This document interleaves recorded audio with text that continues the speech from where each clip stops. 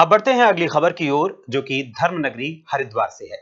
धर्मनगरी हरिद्वार सहित देश भर में इस बार होलिका दहन 3 तारीख को ग्रहण होने के कारण 2 मार्च को ही श्रद्धा और उल्लास के साथ मनाया गया।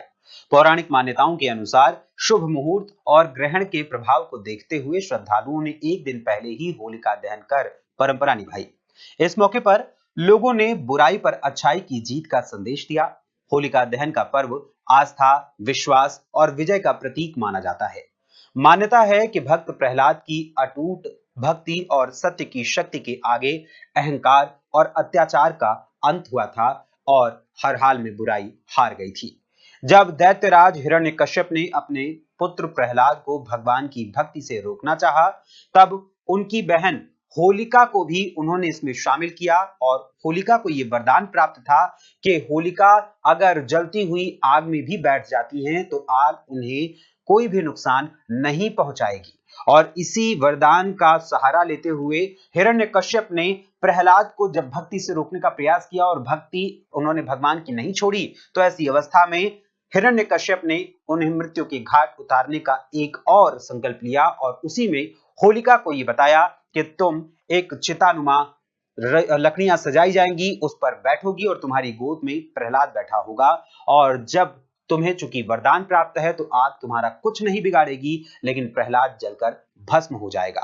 तब होलिका की जब उस पूरी प्रक्रिया शुरू की गई तो उस प्रक्रिया में होलिका, जिन्हें यह वरदान प्राप्त था कि आग उनका कुछ नहीं बिगाड़ सकती, अग्निदेव उन्हें कोई नुकसान नहीं पहुंचाएंगे, और भक्त प्रहलाद को यह भय था कि कहीं ना कहीं उनके साथ गलत हो सकता है या उन्हें जान का खतरा हो सकता है, लेकिन परमेश्वर की इच्छा और उनके आशीर्वाद से होलिका का अग्नि में भी प्रहलाद सुरक्षित रहे और बुराई का अंत हुआ और प्रहलाद जीवित बच गए। इसी आस्था के साथ श्रद्धालुओं ने विधि विधान से होलिका दहन किया और अपने जीवन से नकारात्मकता, द्वेष और अहंकार को दूर करने का संकल्प लिया। होलिका दहन के साथ ही होली का उल्लास भी चरम पर पहुंच गया है। रंगों का ये पर्व आपसी प्रेम, भाईचारे और सौहार्द का संदेश देता है। मान्यता है कि इस दिन लोग पुराने गिले शिकवे भुलाकर एक दूसरे को गले लगाते हैं, यहाँ तक कि दुश्मन भी इस दिन दोस्त बन जाते हैं। लोगों का कहना है कि होली सिर्फ रंगों का त्योहार नहीं, बल्कि रिश्तों में मिठास घोलने और समाज में एकता का रंग भरने का अवसर है। परसों होली मनाएंगे रंग वाली। प्रहलाद जो भगवान विष्णु के पूरे परम भक्त थे, उनको उनकी बुआ होलिका उनको जलाना चाहती थी, लेकिन बुराई पे अच्छाई की जीत हुई और इसीलिए हम ये पर्व मनाते हैं होली का।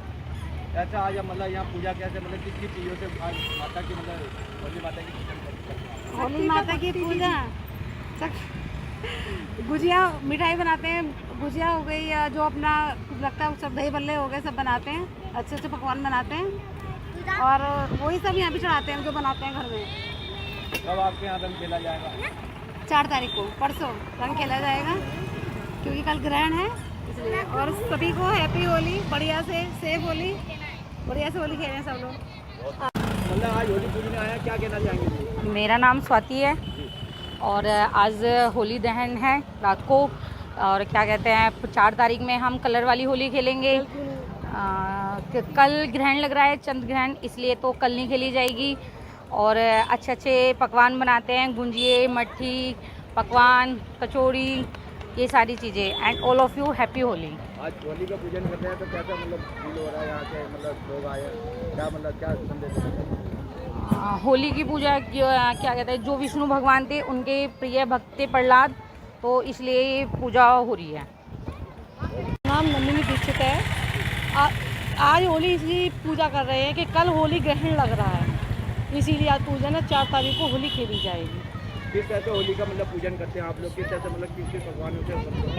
हम होलिका पे पूजन करते हैं, भगवान विष्णु का भक्त प्रहलाद का भक्ति भाव का त्यौहार है।